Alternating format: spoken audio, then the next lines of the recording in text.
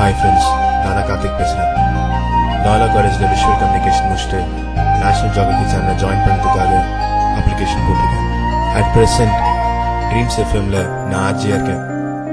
பாட்டு கேட்கறதும் பாட்டு போடுறதும் ரொம்ப இன்ட்ரெஸ்டிங்கான வேலை. எல்லாரும் என்னை ரொம்ப நல்ல பையன் சொல்கிறாங்க. அது உண்மைதான். ஏன்னா எங்கள் அப்பா அம்மா கிட்ட கூட இது வரைக்கும் ஒரு பொய் சொன்னது கிடையாது.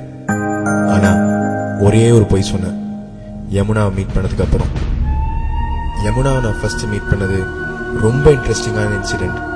அவள் பேசின இந்த அழகான இலங்கை தமிழ் எனக்கு ரொம்ப பிடிச்சிருந்தது.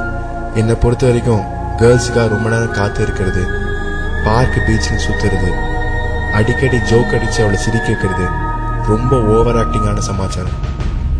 ஆனால் இதெல்லாம் யமுனாவை மீட் பண்ணதுக்கு முன்னாடி இப்போ நான் டோட்டலாக மாறிட்டேன். நானும் அவளும் நல்ல ஃப்ரெண்ட்ஸ்.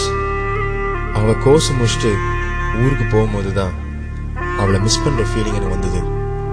இதுதான் காதல் நான் நினைக்கிறேன்.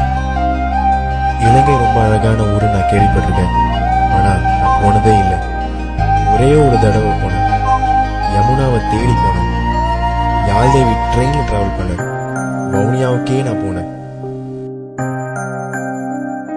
ஒவ்வொருத்தர் லைஃப்லயும் ஒரு காதல் எக்ஸ்பீரியன்ஸ் இருக்கும். என்னோட காதல் எக்ஸ்பீரியன்ஸ் என்னன்றத படத்தை பார்த்து தெரிஞ்சுக்கோங்களேன்.